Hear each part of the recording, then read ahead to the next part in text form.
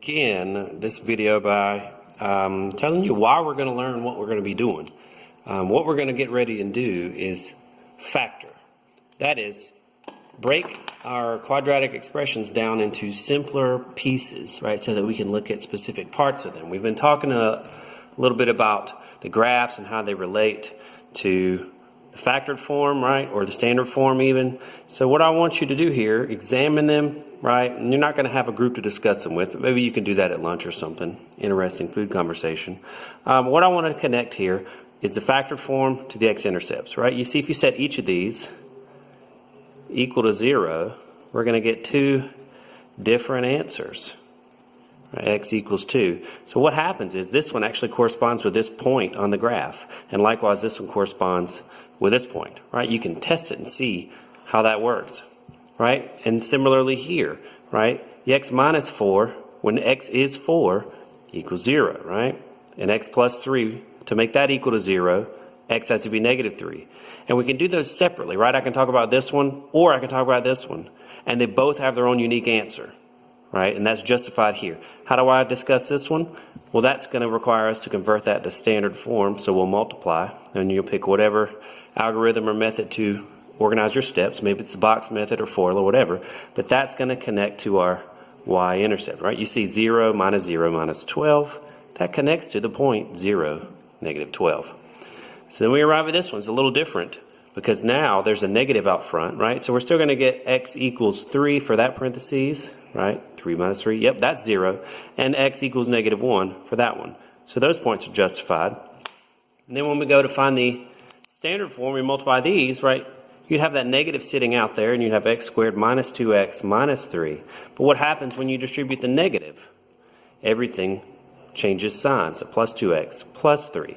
And the plus 3 is then related to our y-intercept there at the end, right? So all that should make sense, but why are we doing it this way? Well, these three were already in what we call factored form. They were already conveniently showing us the two parentheses, binomial factors, they multiply to create the quadratic expression and eventually equation.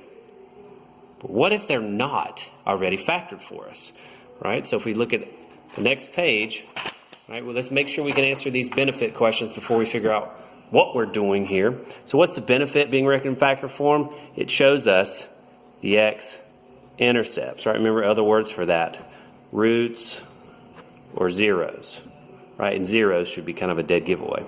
How are they represented on the graph? They match up to the zeros.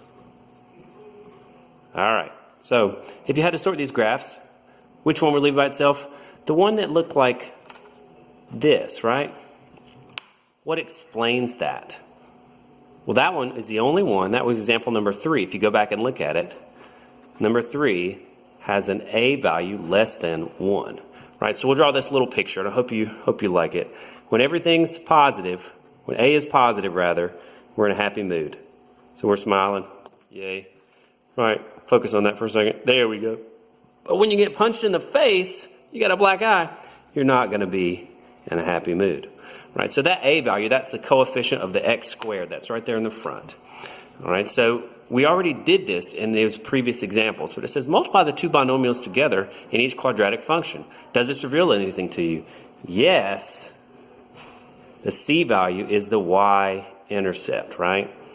So, taking the graph below, we're supposed to be able to write the factored form, right? So, an x-intercept of negative 3 has to have what factor that goes along with it? So pause this video if you want to think about that for a second.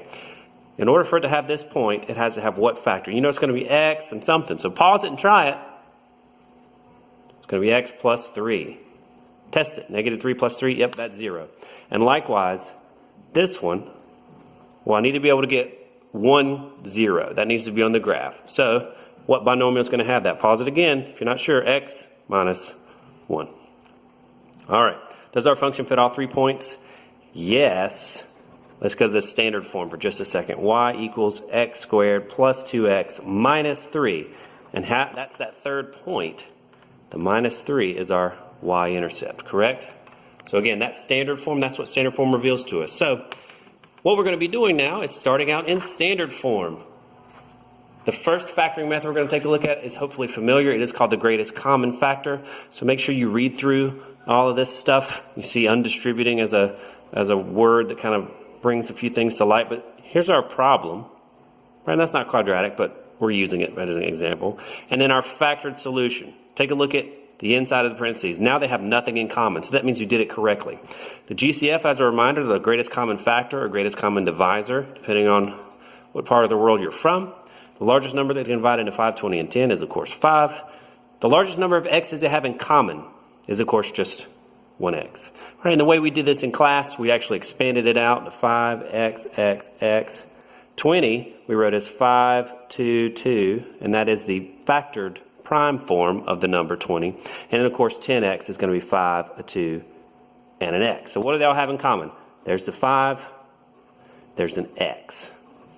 There's nothing else that I can circle in all three terms that they have in common. So my 5x is justified in calling out my GCF, right? So what's the rest of this? So here's a little process for you to take a look at. If you took out the 5x, what would be left to figure out what's remaining in the parentheses, right? So how do I check to see if this is indeed correct? I would distribute, right? So what I'm basically doing here is checking my factoring by multiplication. So a lot of people will think of factoring kind of like division. It's just we don't get rid of whatever it is that we divide by. So if we took out a 5x from here, what's left? Well, doing this in expanded form shows us much more easily what's going to be left. So here it was x squared, here 4x, and here just a 2. So all of these work together to give me my factored form of the answer. All right, when does this work? All terms have something in common. All right, hence the reason we call this the greatest common factor. It only works when all terms have something in common, and generally for you guys that's going to be x. So let's do just a couple examples of this. All right, if we take a look at, let's look at 4x to the second plus 10x. All right, focus in on that for a second. Well, what you might notice out the gate is this one does not have a c value. That's okay. That's actually what led me to do this method first, because so many students struggle with it. It doesn't have a c, and they get caught up with that pattern. So if we take a look at expanding this out, right, 2x, and x, what about the 10? Again, do your factor tree if you're not sure. 5, 2, and x. So now what we're going to be looking at is, well, hey, what do they have in common? There's a 2, there's a 2, there's an x, there's an x. So that means that this little expression here can be written as 2x. Now what's left over? Well, it's the same thing as if I divided my term, my original term, by my GCF. What's going to be left over? A 2x. And there it is, visible right there in my expanded form. 10x divided by the 2x leaves me a 5. What sign goes in the middle? A plus. And that's how this works. This is the greatest common factor method. And that's the only one I'm going to do for today because that one's pretty straightforward. And I want to go ahead and get to the more fun types of factoring, right? So that is the unfoiling method. But what I want to first do, I want to come to that one last. I want to save the best part for last. So we're going to go to the second special case, which is a difference of squares. So what I'd like for you to start out doing is finding the products here. Again, that's going to be multiplying. So if we look at that's going to be x squared minus 25. New color. This one, that's going to be 16x squared minus 9. And this last one, a to the second minus b to the second. Now make sure you can get those. Make sure you can get those. What I want to make sure you don't think I'm doing is just multiplying the x times the x and the 5 times the negative 5. That is not what's happening.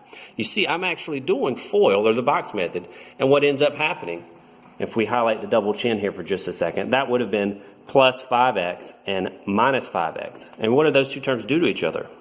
Of course, because they're equal but opposite coefficients, they're actually going to cancel out. That happens in example 2 and example 3. So we just answered those questions. What types of numbers result in the product? Well, x squared, that's a particular kind of number, 25, 9, a squared, b squared, 16. They're all perfect square numbers because they are all the result of a number times itself.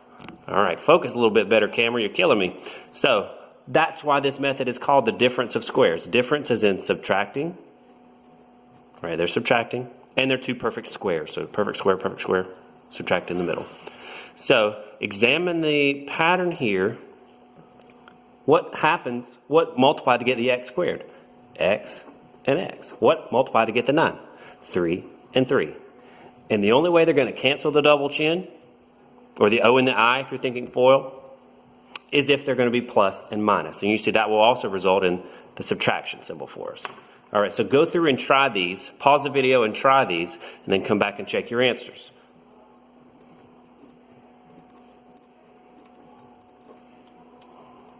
Two x, 6y, 6y, plus, minus.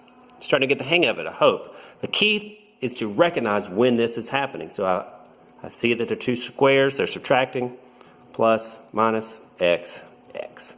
All right, this one was a little bit different because it had a GCF. Thought I'd throw that in there for you. They both had an x in common, so there it is. If I took it out, what I'd actually be left with, right, if you take the x away from just one, from both of them, x squared minus y squared. Right, so what does that lead us to? X and x, y and y, plus, minus. Right, so it's not that bad if you see the pattern. All right, the last one, and hopefully we won't take too long to get through this.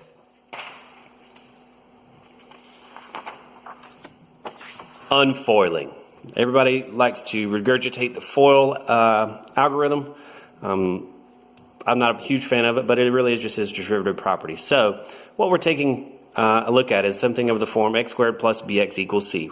We're making an assumption that a is equal to 1, right? That's going to be our simple intro into this. But if that's what we're starting with, how do we then figure out, well, what two parentheses got that? So what you'll, of course, be able to start with is x and x. Those are the only two different things that multiply to get x squared. They have to be the same, right? So let's think about essential ideas here. The c comes from multiplying the two constants. That is, the numbers that are going to go here and here. The b, rather the bx, is the result of adding two like terms from your FOIL steps, right? They both had the x. So, 2x and 5x, for example, are going to add up to get 7x. So all of this should lead us to this basic idea. What are the factors of c that add up to b? What are the factors, as in multiplying things, that add up to b? Hey, there's a sum. Okay? So, without further ado, let's take a look at what that looks like. It's a very straightforward process. We're going to start with two parentheses every time because remember we're making an assumption that a is always going to be 1 for these particular ones, right? So if we take a look at the first problem, make sure you read over these bullet points. X squared plus 4x equals 3. The c is 3, the b is 4. All right, so what are the factors of 3? 1 and 3, negative 1 and negative 3. Again, try multiplying those, you always get 3. Which particular combination of these does add up to get positive 4? And it has to be 1 and 3.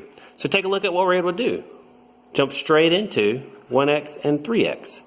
Now, hopefully you can look at this graphic organizer and figure out, okay, so the outside terms were 1x, 1 and x, so 1 times x, yeah, that's 1x, and the inside was 3 and x. That actually doesn't matter in this case. I just like to use this for students to, when they're first starting out, to organize this.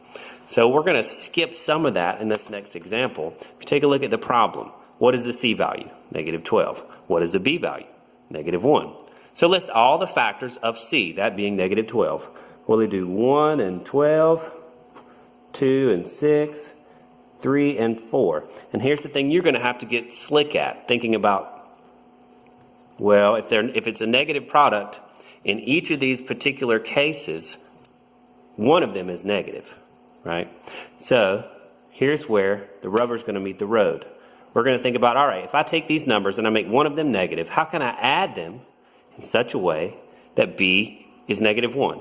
And the answer is, of course, only with the 3 and the 4 if I have 3 and negative 4. 3 times negative 4 is negative 12. 3 plus negative 4, negative 1. All right, so this is the step I said we're going to skip, and we're going to jump straight into, if you can answer this question, you are essentially done factoring. So plus 3 minus 4. All right, and you can see how, hey, that's the factored form of this. Right, so x minus 4 x plus 3. We've just taken standard form and converted it to factored form. We know the y-intercept. Now we can determine what the x-intercepts are from the factored form and all the fun that goes along with that, including finding the vertex and et cetera, et cetera. So where does that leave us? One final problem. So I'll let you work this one. Pause the video, take a second to try it, come back and check your answer. So the C was 6, the B was -5. We'll list the factors of 6 as 1 and 6, 2 and 3.